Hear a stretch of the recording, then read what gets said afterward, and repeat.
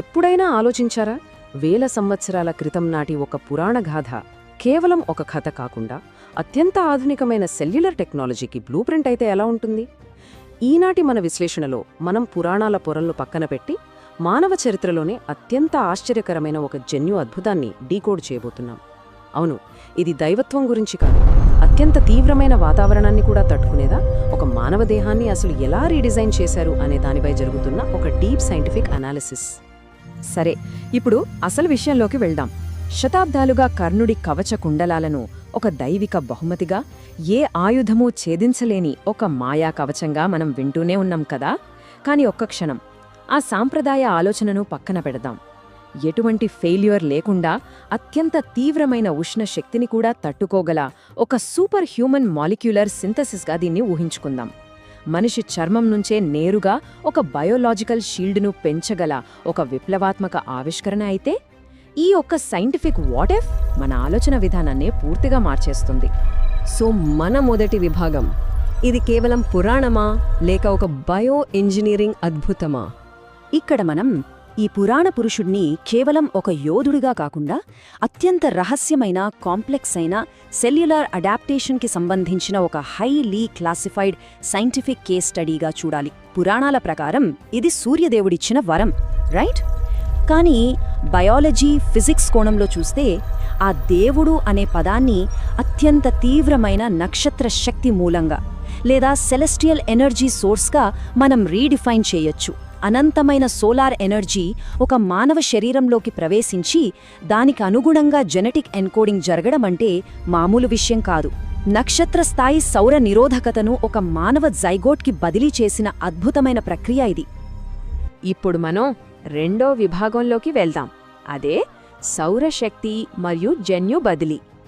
ఈ అనంతమైన నక్షత్ర శక్తి ఒక పిండం స్థాయిలోని మానవ కణానికి ఎలా బదిలీ అయిందో గమనిస్తే, సాధారణ మానవ కణాలు అంతటి రేడియేషన్ను భరించలేవు, ఇట్టే కాలిపోతాయి.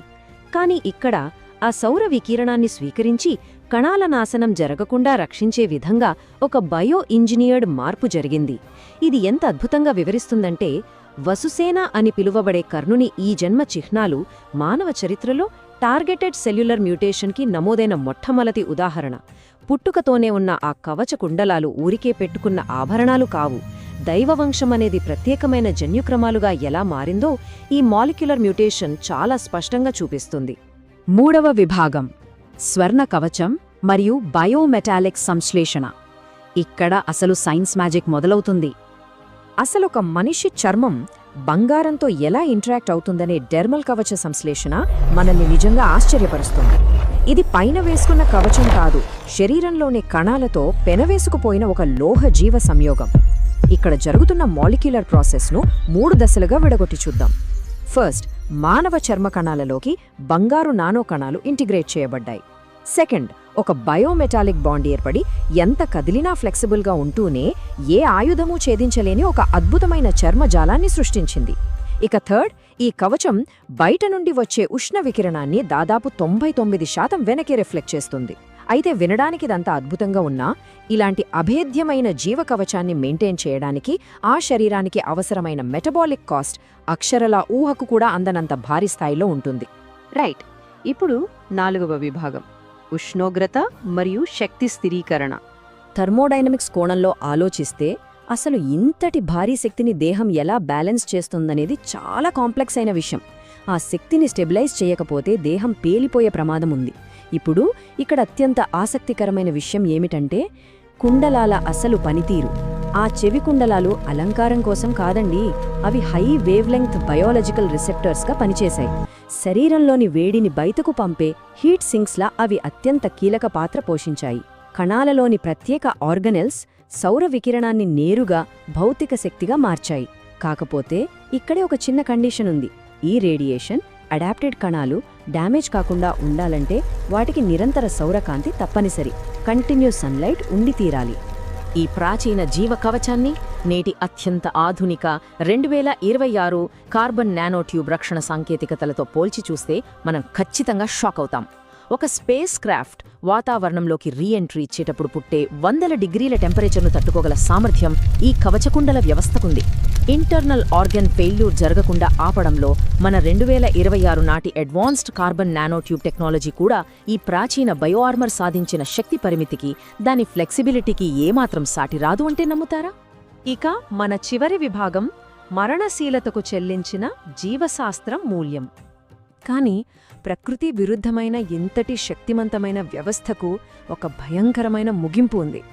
ఆ రక్షణ వ్యవస్థను శరీరంలో నుండి తొలగించినప్పుడు కథ ఒక విషాదకరమైన మలుపు తిరుగుతుంది. అది కేవలం ఒక వస్తువును తీసేయడం కాదు, సెల్యులార్ స్థాయిలో ఒక వినాశనాన్ని ఆహ్వానించడం. శరీరానికి పూర్తిగా అతుక్కుపోయిన ఆ బయోమెటాలిక్ కవచాన్ని చర్మం నుండి కోసి వేరు చేయడం వల్ల కలిగిన బయోలాజికల్ షాక్ నిజంగా వర్ణనాతీతం. ఇది కణస్థాయిలో ఎన్నటికీ మానని గాయాలను మిగిల్చింది. కుండలాలను కోల్పోవడం వల్ల శరీరంలోని థర్మోడైనమిక్ బ్యాలెన్స్ పూర్తిగా దెబ్బతింది. కవచం లేకపోవడంతో వికిరణానికి అలవాటు పడిన ఆ డిఎన్ఏ అత్యంత వేగంగా, అనూహ్యంగా క్షీణించడం ప్రారంభించింది. ఆ క్షణంలో ఒక అద్భుతమైన బయో ఇంజనీర్డ్ వ్యవస్థ దురదృష్టవశాత్తు తనను తాను నాశనం చేసుకునే దిశగా వెళ్ళిపోయింది. కాబట్టి ఇక్కడ అత్యంత కీలకమైన విషయం ఏమిటంటే, కరుణుని కవచ కుండలాల గురించి మనం విన్నది కేవలం ఒక కథ కాదు.